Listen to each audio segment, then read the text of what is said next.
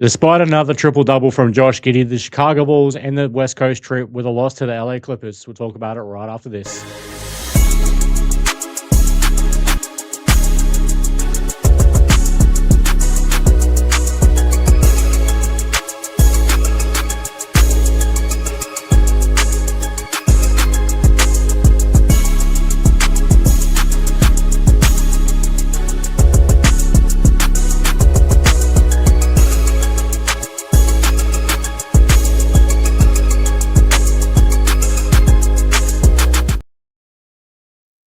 Going on, Bulls Nation? Welcome back to another episode of the Whole Lotta Bull. I'm Troy. Follow me on Twitter at Bulls_Troy. But more importantly, you can follow the show at Whole Lotta Bull.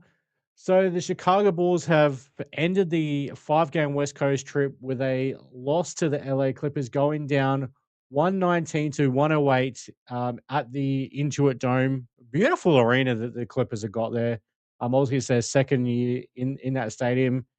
I believe, if I'm not mistaken, it's where the old Lakers Great Western Forum used to be located. So maybe that was a bit of a dig at the Lakers, saying, we're going to be the big boys in Los Angeles. But, you know, we all know the Lakers will never let that happen. So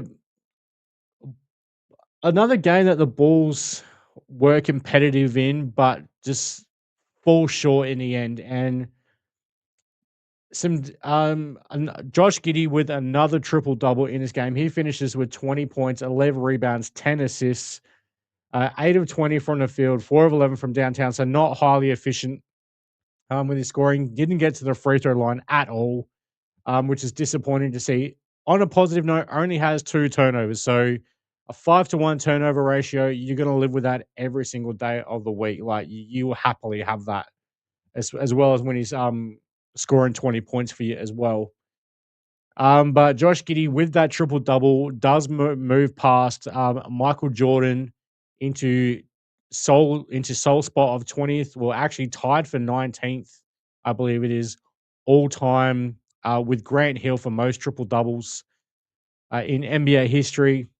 And don't be surprised if we see Josh Giddey get into the top 10 of all time triple doubles in the next couple of seasons. Like he's racking up the triple doubles pretty well. And you look at all the names above him and even those below him, they're all Hall of Famers. So as much as some people may hate it, could we have a potential future Hall of Famer in Josh Giddey on our hands in Chicago? Just saying. Now, Martis Bazelis in this game had, one night he's matching up with Luka Doncic and LeBron James. Today he's up against Martis Bazelis. Kawhi. Martis is matching up with Kawhi Leonard. So, but he only goes 6 of 18 from the field, 2 of 10 from downtown. So an inefficient scoring output there from Martis Bazelis, but he does finish with 18 points and 11 boards. So you do love to see that he does get a double-double, something that he hasn't done a whole lot of. Crashing the boards and getting double-digit rebounds. You do love to see that as well. Leonard Miller, another really solid performance from Leonard Miller. His numbers, like his shooting efficiency, not great. And like as a team, the Bulls shot 44% from the field, 29% from beyond the arc. So when you're shooting is kind of that bad, and you only get to the free throw line 13 times, which granted you made 12 out of 13 for 92%. But when your shooting is that poor, and you only lose by 11 points on the road to one of the hottest teams in the NBA, I can kind of live with that a bit as well. Like ultimately, it's just the Bulls' inability to put the ball in the bucket. I mean, they do come away with, they only have 13 turnovers in this game, so right at where it's an acceptable level of turnovers. Like mind you, the LA Clippers only had 6, so the Bulls did more than double the Clippers turnovers. And despite those turnovers, like the Bulls actually get up more shots than the Clippers. Well, actually, no, the Clippers get up one more shot overall, and the Bulls took 9 more threes than the Clippers, but the Clippers get into the free throw line. They got 18 and 24, so they make 5 more free throws than the Bulls even attempt, in this game. So, and, look at the rebounding battle. The Bulls win the rebounds. I mean, the assist 28 to 23 in favor of the Clippers. 5 steals from the Bulls, 8 for the Clippers, 6 blocks for the Clippers, 7 to the Bulls. So you look at some of these numbers, and if you look at the game flow chart as well, man, this is a game. This looks like a game that the Clippers absolutely dominated from start to finish. The Bulls did take the lead a couple of times, but the Bulls were competitive for the most part. Like, it's just the inability to hit shots. Now, where you can probably credit the Clippers defense for that, especially when you got the claw on the other end of the floor. Um, and then you got Derek Jones Jr. Our old friend DJJ.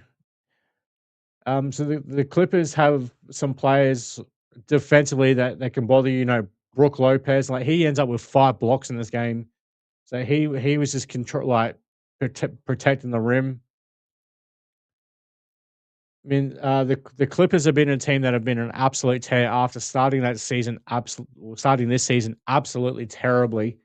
They became actually the first team in NBA history after being 15 games below 500 to get back above 500 in the same season. So, quite the turnaround that the Clippers have had. I mean, obviously they moved Ivan Zubac at the trade deadline to Indiana for Benedict Mathurin and Isaiah Jackson, which appears to be a masterstroke for the Clippers. I mean, Benedict Mathurin for the Clippers today, 26 points off the bench, their second leading scorer behind only Kawhi Leonard, who finished with 28. And Kawhi was held quite inefficient, 8 of 22 from the field, 2 of 6 from beyond the arc, but does get to the free throw line, makes 10 or 12 there. But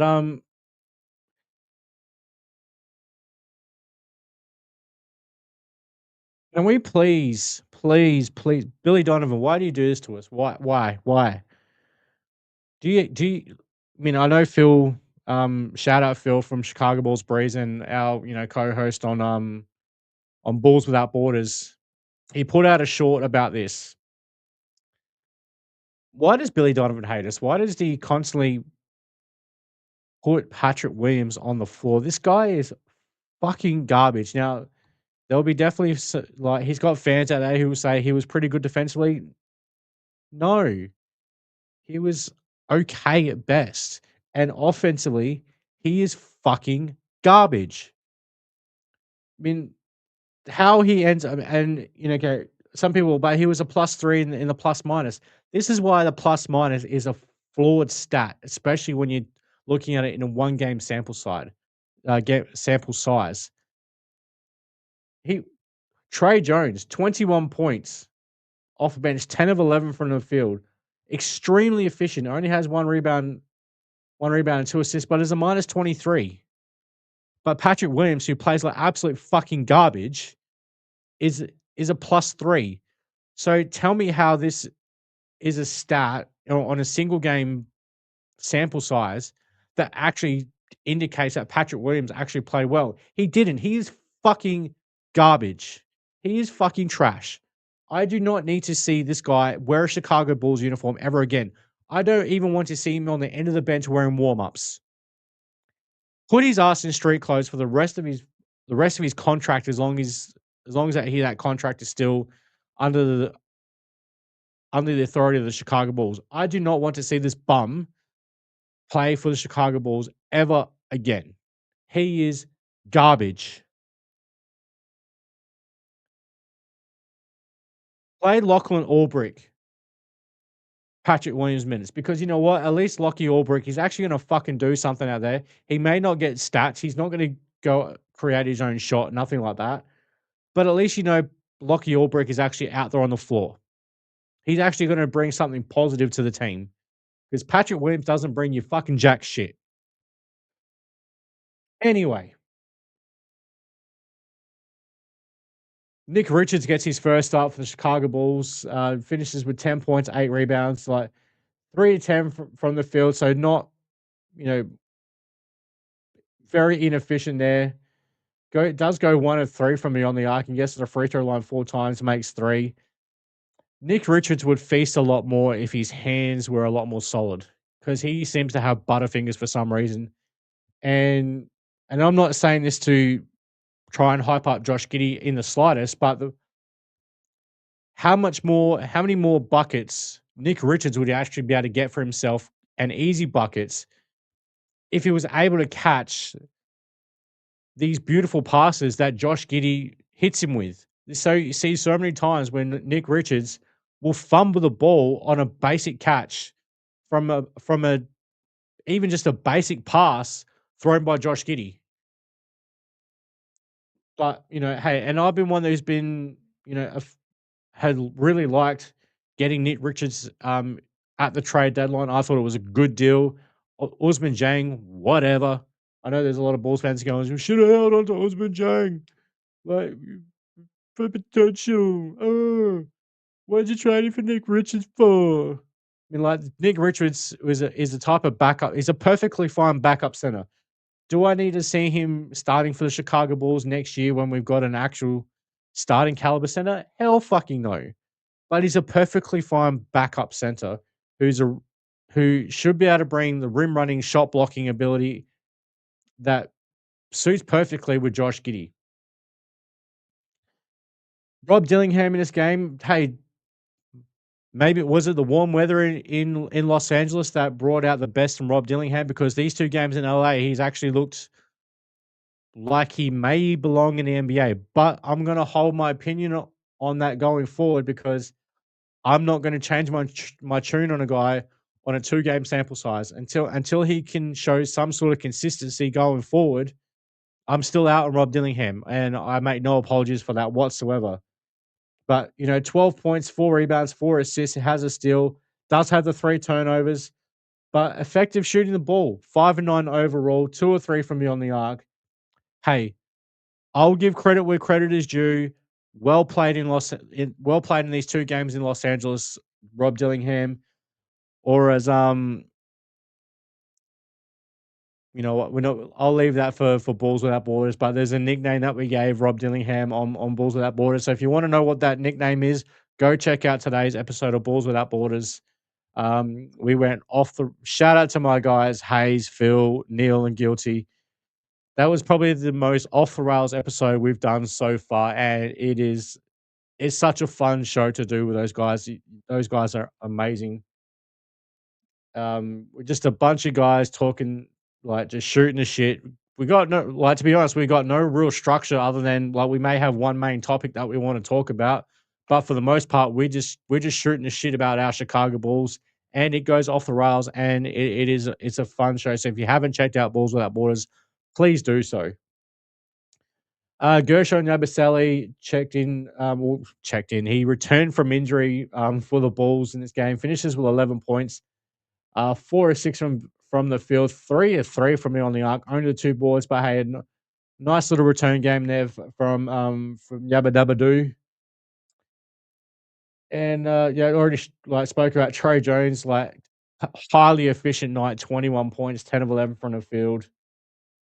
And yeah, there's not much more to say. There's a game that the Bulls were able to be competitive throughout. I mean, the Clippers did get a lead as large as 14 early in the 4th quarter, but for the most part, up until then, the Bulls had kept that lead below 10 um, for the majority of the game until the 4th quarter. Um, and yeah, the Clippers overall just shot the ball better, like 48% to the Bulls, 44. Like the Bulls did shoot did shoot the 3-point ball a little bit better, but still atrocious from both teams. Like the Bulls were 29%, the Clippers were 28. So that was pure garbage from both teams. But the Clippers just dominated the Bulls in the paint, winning the points in the paint battle. I've got to slow down how I speak on my speech sometimes because I start getting a little bit too fast myself and I start mixing words together. 70 points for the Bulls. Sorry, 70 points for the Clippers. See here I go again.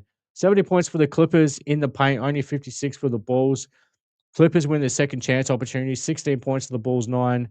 Fast break points, basically dead even, 13 to 12 in favor of the Clippers. But yeah, that is the Bulls West Coast trip done for the year, and then the Bulls do return back to the United Center in a couple of days. They were staying in Los Angeles overnight before heading back to Chicago tomorrow or today, as you guys in the US will see this episode. And they will have a 4-game homestand up against the Memphis Grizzlies, which could be quite big in the potential tank battle. The Bulls trail the Memphis Grizzlies by 3.5 games in the tankathon standings for the eighth best odds. The Memphis Grizzlies on a 7-game losing streak. So can the Bulls drop a couple of games to the Memphis Grizzlies coming up? We do play the Raptors, the Cleveland Cavaliers, and the Houston Rockets in this homestand. Do go off to Philadelphia to play the 76ers. And then they finish off March with a trip to Oklahoma City, a trip to Memphis, and a trip to San Antonio. So,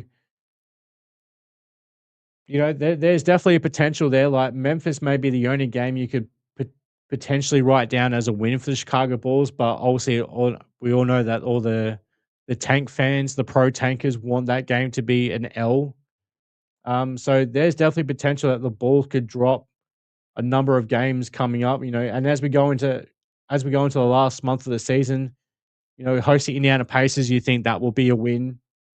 And then we travel to New York, play the Knicks. We got Phoenix at home, and then we got back-to-back games in Washington against the Wizards.